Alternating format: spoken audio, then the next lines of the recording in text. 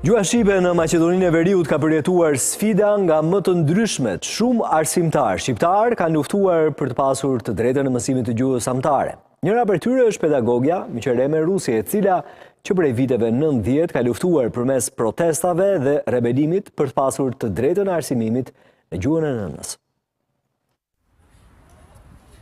Shkollimi i shqiptarëve në Maqedoninë e Veriut ka përjetuar shumë sfida, shumë tentativa për asimilimin e tyre që filluan nga komunizmi dhe vazhduan edhe në pluralizëm, por një numër i madh intelektualësh shqiptar kishin filluar një betejë gjatë viteve 90 për të drejtën për arsimim në gjuhën shqipe, një universitet në gjuhën amtare.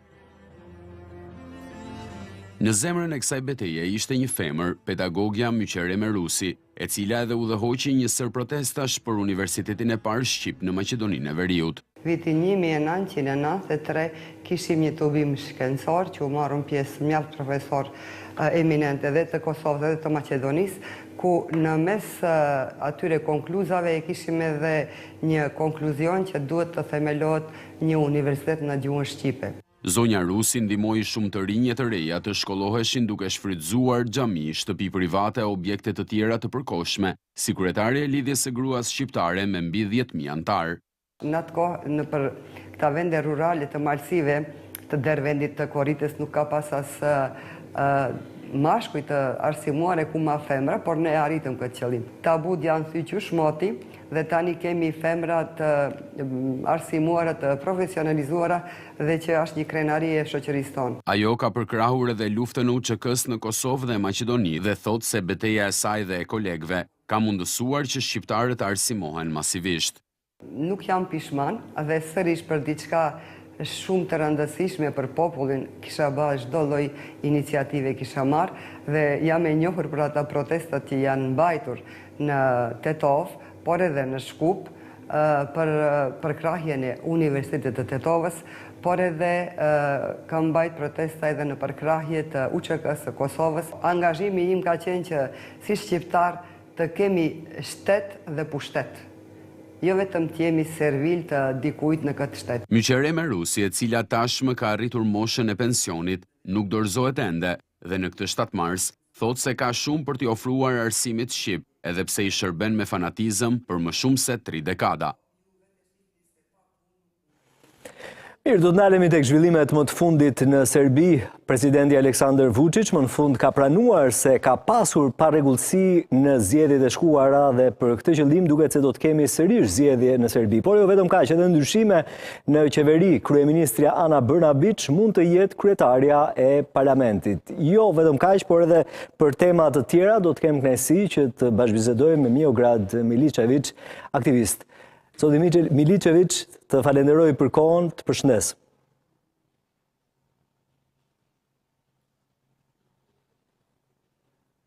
Many thanks for your call. Mirëmbrëma, good evening.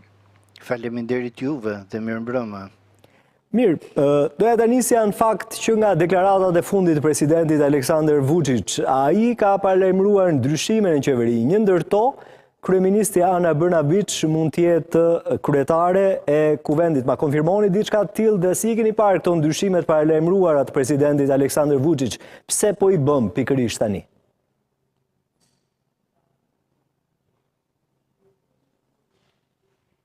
Well, as we all witnessed yesterday, of course, the speech was delivered by the President of Serbia, Mr. Vučić, of course. Presidenti Vučić mbajti fjalimin e tij duke sinjalizuar disa ndryshime, outlining some new possible changes within the structures, including the Prime Minister. Brenda infrastrukturës politike, përfshirë kryeministren. So Mr. Bërnabić, of course, will be nominated as the Parliament Speaker, which was Ndaj, zonja Bërnabić do të emërohet kryetare e Parlamentit. Erdhi si surprizë, por është diçka që do të bëhet. So ahead of us, of course, Serbia is also facing at present Serbia po përballet aktualisht edhe me number of different complaints that were ankesa dhe kritika të shumta lidhur me zgjedhjet, të cilat në një farë mënyrë njollosin kushtetutën e re të parlamentit dhe kanë çuar në përsëritjen e zgjedhjeve në Beograd. Qartë. Zoti Milićević, ndoshta mund na jepni lajmin e fundit, kush pritet që të jetë kryeministër i Serbisë mbas këtij ndryshimi? Sa duket do të jetë kryetare e kuvendit Ana Bërnabiç. Zoti Vučić në fakt tha se nuk do të ketë më kryeministre grua. Well, at present, they're not really 100% sure which name will emerge. Për momentin nuk jam 100% i sigurt se cili emër përflitet, por sërish just known to the general public just yet of Kosovo. Therefore, it's not going to be a sort of easy now to mark those who might take over a prime minister's position. Some of those were saying basically that perhaps kontrolluar të gjithë zërat sa i takon emërimit të kryeministrit. But again, por sërish i takon partisë të nominojë atë dhe jam i bindur se emri do të njihet shumë shpejt, do të bëhet i njohur shumë shpejt. Sigurisht që doja të flisja me ju edhe për zgjedhjet, të cilat tashmë duket se janë në horizont, duke pranuar edhe parregullësitë. Aleksandar Vučić konfirmoi se ato do të zhvillohen, por përpara se të shkojmë në këtë pikë, doja t'ju pyesja në kuadër të fjalimit të Aleksandar Vučić, duket se ka lënë shumë gjëra të nënkuptohen, një ndër to edhe për një destabilizim të situatës së sigurisë në Europë. A mund na e shpjegoni pak më qartë se çfarë ka dashur të thotë presidenti serb?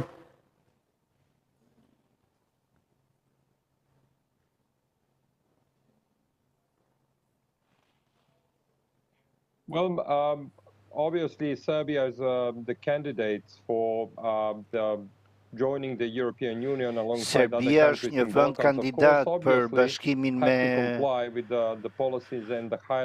kandidat për të antarësuar në BE dhe natyrisht duhet të përmbush kriteret e duhura që nevojiten sa i takon zgjedhjeve. Por procesi i zgjedhjeve në Serbi u shënua, u karakterizua nga parregullsi të shumta, including the local civil society organization that published a detailed report on those dhe përfshi shoqërinë civile e kritikuan procesin e mbajtur në Beograd. Ndaj, shteti i Serbisë ka një sfidë të madhe përpara, sepse duhet të tregojë se është në gjendje të bëjë zgjedhje sipas standardeve më të larta.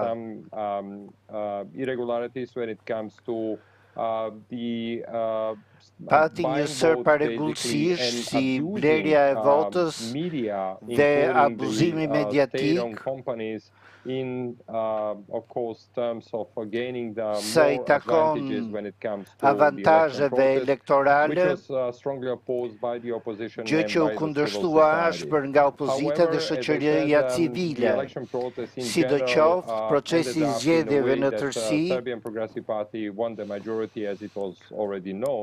u fituan, procesi i zgjedhur në tërësi u fituan nga Partia Progresiste Serbe dhe Republika e Serbisë do të jetë në kontrollin e saj në vitet e ardhshme.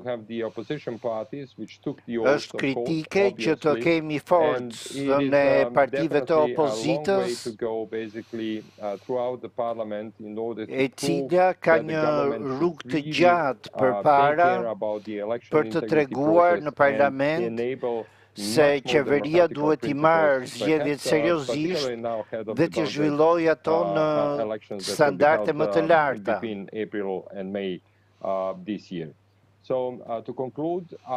Dhe si përfundim, personalisht nuk pres shumë zhvillime në parlament, por do të kemi një farë tensioni për zgjedhjet në Beograd, jo vetëm për shkak të qëndrimit të opozitës, por edhe për shkak të qëndrimit të qytetarëve, që e kundërshtuan rezultatin e parë. Of course, the elections up to the standards they deserve. Zoti Milicevic, çfarë thot opozita, çfarë thonë sondazhet, a mund të ketë rotacion politik në Serbi mbas këtyre zgjedhjeve, pra presidenti Aleksandar Vučić dhe partia e tij të humbas, apo kjo përjashtohet si mundësi?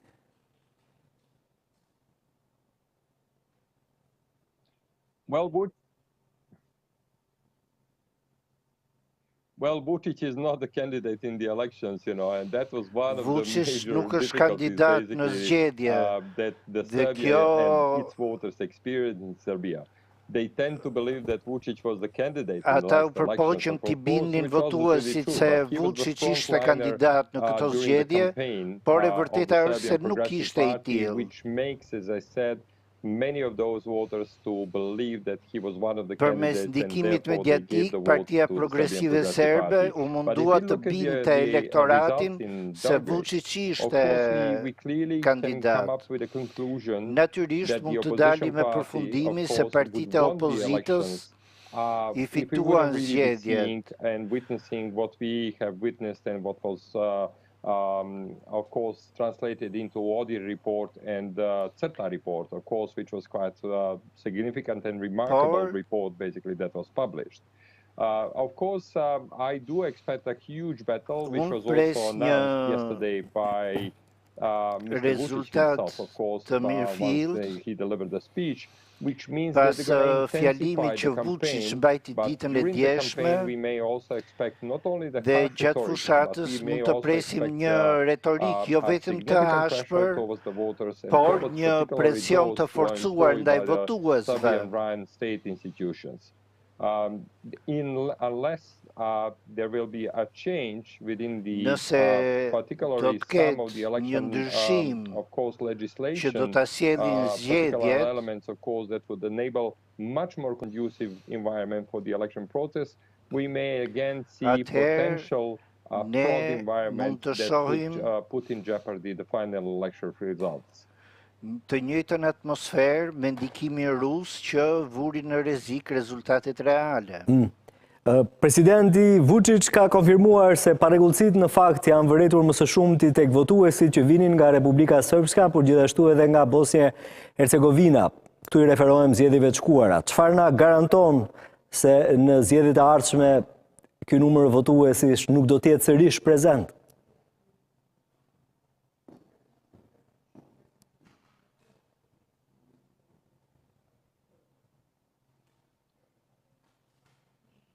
Well, of course, this is part of the process, and Kjo është pjesë e procesit. Shouldn't be really something we are going to witness in është diçka që ne do të shohim gjatë procesit elektoral. Republic Election Commission duhet të jetë Komisioni Qendror I Zgjedhjeve, ai që shpjegon procedurat dhe që menaxhon procedurat për zgjedhjet. Presidenti është vetëm president, dhe roli I tij është shumë I egzageruar dhe I abuzuar nga vetë presidenti që mban postin. Ai e udhëzon Komisionin Qendror të Zgjedhjeve që se çfarë të thotë votuesve. Është e vërtet që pati shumë votues të huaj në Beograd, të cilët nuk duhet të ishin aty. Prandaj, duhen ligje dhe masa të mirëfillta për të bërë që votuesit të jenë ata të Beogradit. Nuk jemi të sigurt nëse kjo do të bëhet. Some of those were registered as eligible voters, of course, in Belgrade in the last 6 months. However, it is disa prej tyre janë regjistruar në Beograd në 6 muajt e fundit, disa nga këta zgjedhës të huaj, dhe kemi pasur raste kur 50 persona janë regjistruar si antar të së njëjtës familje për të votuar. not only by the opposition party, but the civic activists as well. Ndaj është e nevojshme një reagim jo vetëm nga opozita, por edhe nga shoqëria civile, që të tregojnë se zgjedhjet mund të kenë probleme.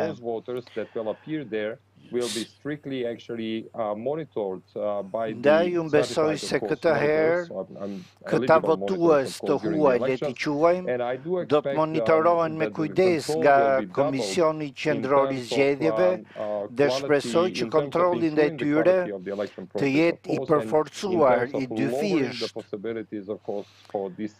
në mënyrë që të shmangen mundësit që skenari i mëparshëm të përsëritet. Po, zoti Miličević, doja t'ju ktheja edhe njëherë pas tek fjalimi i presidentit Aleksandar Vučić. A ka folur ai gjatë këtij fjalimi për sa i përket situatës së sigurisë, jo vetëm në rajonin e Ballkanit Perëndimor, por edhe përtej tij?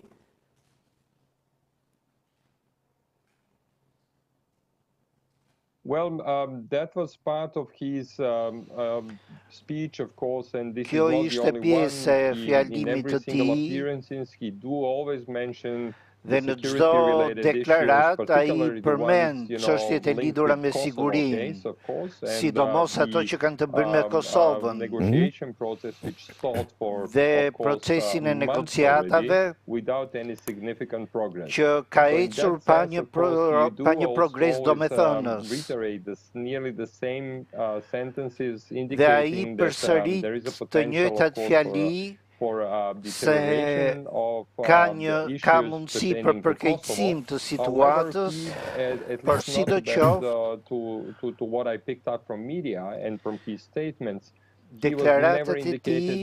në deklaratat e tij ai nuk ka treguar për ndonjë konflikt serioz në vendet fqinje, gjithmonë për vendet fqinje. Po për çështjen e dinarit, ka folur presidenti Vučić, cili është hapi i radhës që do të ndërmarrë Serbia në lidhje me këtë çështje?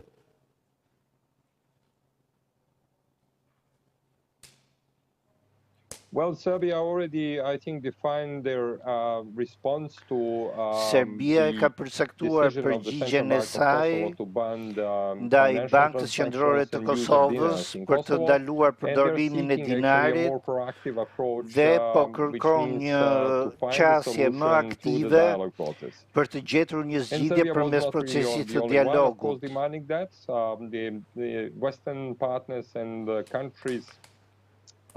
Vendet perëndimore dhe aleatët e Kosovës, por disa prej të cilave janë dhe aleatët të Serbisë, janë të unifikuara në opinionin se qeveria e Kosovës dhe Banka Qendrore e saj duhet ta zgjasin, ta shtyjnë vendimin për heqjen e dinarit.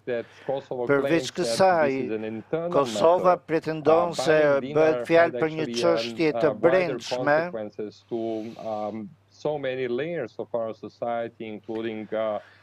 por pavarësisht kësaj, lëvizja e saj përbën probleme për disa shtresat të cënueshme të shoqërisë. Ndaj nuk mund të perceptohet vetëm si një çështje e brendshme.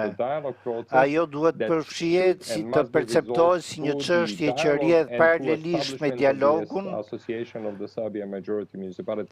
ku duhet diskutohet edhe krijimi i asociacionit të komunave serbe. Çdo gjë tjetër, vetëm sa e zgjat dhe e shtyn më tej zgjidhjen dhe rrit tensionet mes Serbisë dhe Kosovës, gjë që krijon edhe një shans, një mundësi për përkeqësimin e marrëdhënieve. Po, zoti Miličević, kam edhe një pyetje të fundit. Doja perceptimin tuaj në fakt në lidhje me këtë. A ka ndikuar Rusia në zgjedhjet e shkuara në Serbi? Well, there are no indications actually or indicators Nuk that ka Russia was directly tregues involved in që të the election sugjerojnë process se in Rusia Serbia, ishte neither përfshirë në directly mënyrë nor direkte indirectly. apo indirekte në However, zgjedhjet në there is Serbi. always possibilities of the third Sidoqoftë, ka parties, mundësi to që influence palë të certain treta të groups, kenë of course, influencuar particularly in Balkans, grupe të we posaçme, wouldn't be really grupe so të surprised zgjedhura. if some of us could really see a sort of proof actually of this direct, of course, or indirect engagement. However, we all know basically, and we've been witnessing in the past, that ne kemi sometimes parë në të countries are having kaluarën actually, se disa of course, vende interest to keep kanë the pasur tensions interes within the certain për të regions, ruajtur like Balkan, of course, tensionet as a në fragile rajonin e environment. But Ballkanit, in this ku particular case, I ambienti think është i Russia is too brisht, busy actually por në with këtë its own, moment of course, crisis and the aggression towards Ukraine, so that might not be really the possibility. Nuk besoj se ndërhyrja e Rusisë ka qenë e mundshme, duke pasur parasysh edhe angazhimin e saj me Ukrainën. Qartë, zoti Milicevic, të falenderoj shumë, të urojmë mbrëmje qetë. Kënaqësi. Mirë, do të vijmë me tjera informacione.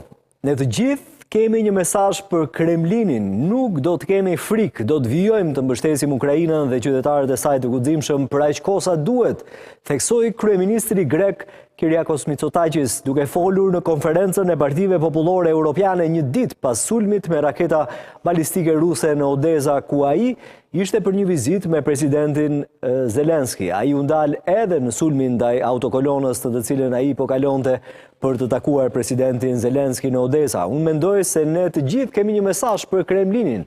Ne nuk do të kemi frikë, ne do të vijojmë të mbështesim Ukrainën dhe qytetarët e saj të guximshëm për aq kohë sa do të duhet, dhe ne mbetemi të bashkuar për këtë çështje, tha ai, duke bërë të qartë se nuk do tolerohet asnjë ndryshim i kufirit në Europë.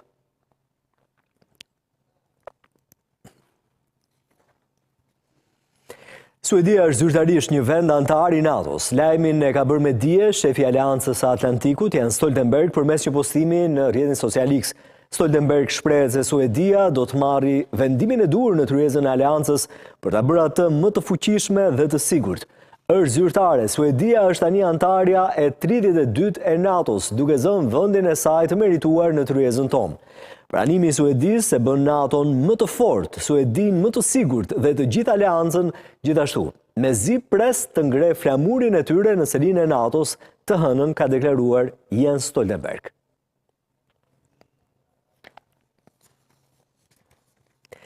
Sërish publicitet, rikthehemi pas pak.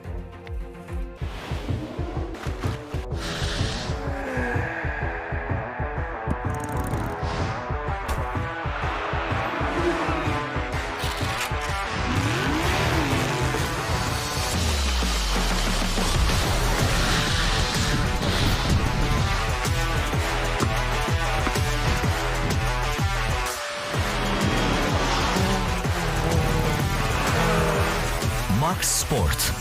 Sot, ora 19:30 në Euronews Albania.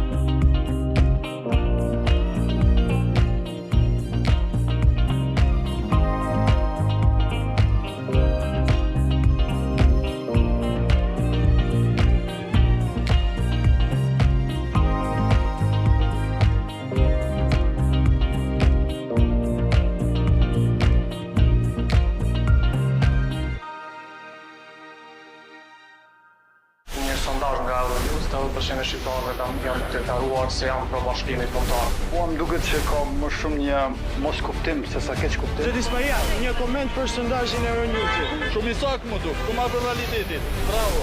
Unë po të them, sondazhi i Euronews-it ka qenë në kokë. Një krizë. Për kriza sa i krizën. Një sondazh i publikuar mbrëm nga Euronews.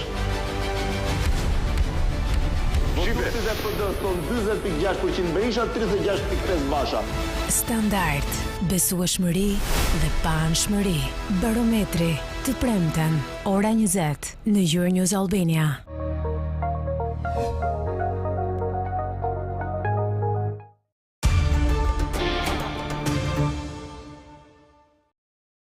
Përjeto eksperiencën më të mirë televizive në aplikacionin One TV.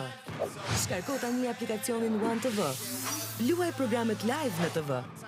Si edhe ndalo, rifillo apo regjistro programin me funksionalitetet e catch up. E mos humb asnjë moment. Ku do ndodhesh?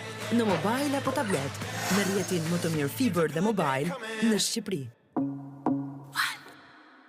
Të blesh Made in Italy s'ka qenë kur ka që let. Më të mirat e traditës gastronomike italiane gjenden sot në Tiranë njësoj si në Milano. Mjafton të kërkoni logon Konad dhe do të gjeni të njëjtat produkte me të njëjtën freski dhe garanci.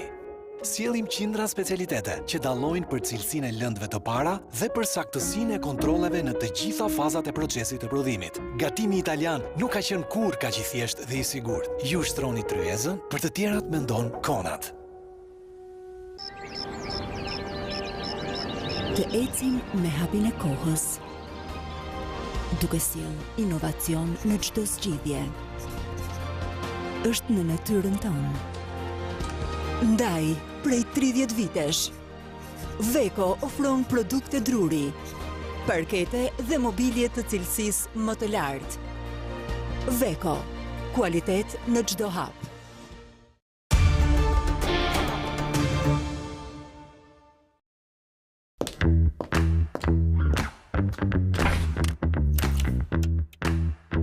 Tungjetjet dhe mirë se erdhët. Ti e gati për Inside Albania? Exclusive to Euronews Albania, the Inside Albania podcast will bring you straight-talking news, interviews and analysis on all the topics that matter in English. Politics, policy, society, economics and more. I will take you beyond the headlines to give you a really unique perspective into Albania. You can follow the Inside Albania podcast on Euronews Albania, on our YouTube channel Albania to the outside world. Vetëm me Euronews. Mirupafshim.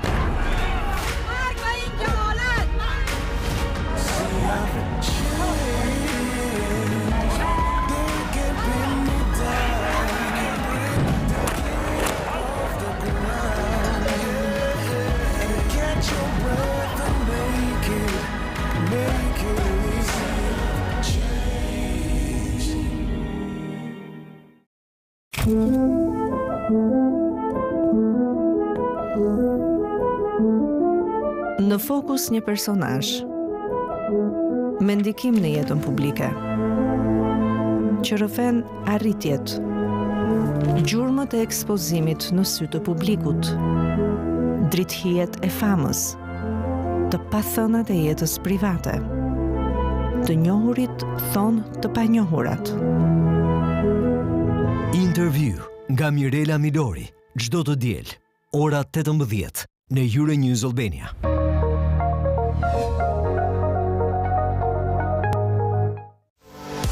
Shkarko tani aplikacionin Euronews Albania për lajme me besueshmëri, paanshmëri dhe standard. për të rejat nga vendi, rajoni dhe bota. Vetëm në Euronews Albania, në App Store dhe Google Play. Ata janë të suksesshëm, të njohur, të dashur, të heshtur e të zhurmshëm. Ata kanë lënë gjurmë, por asnjëherë nuk i kanë thënë të gjitha. Tani është momenti për nostalgji, për frymëzim, nga rrëfimet emocionale. Është pikërisht koha që sekretet t'i zbulojnë në profil. Të dielën, ora 17 në Euronews Albania.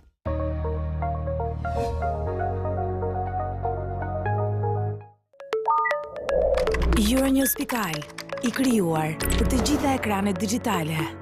Informohuni në shqip dhe anglisht mbi të gjitha të rejat më të fundit. Fillohuni në analizën e çështjeve më të rëndësishme. Ndiqni live nga kudo jeni. Informohuni, përfshihuni, bëni zërin tuaj të dëgjohet. Në Euronews.al dhe të gjitha rrjetet tona sociale.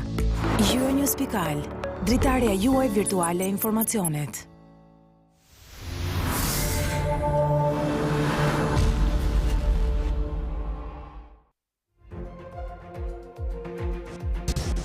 Jemi rikthyer. Lindjet në Shqipëri vijojnë të shënojnë rënje nga viti në vit. Sipas të dhënave të Eurostat, vendi ynë ka normën më të ulët të lindshmërisë në Europë, duke ja kaluar kështu vetëm Spanjës dhe Maltës. Shqipëria po përkeqëson renditjen e saj në Europë sa i takon treguesit të lindshmërisë për grua. Të dhënat Eurostat për vitin 2022 tregojnë se vendi ynë ka treguesit më të ulët të fertilitetit për grua, duke lënë pas vetëm Spanjën dhe Maltën. Vit pas viti, gratë në moshë riprodhuese planifikojnë të lindin gjithmonë më pak fëmijë. Shtyrja e moshës së martesës, karriera dhe ndryshimi i stilit të jetesës sipas ekspertëve po i bën gratë shqiptare gjithmonë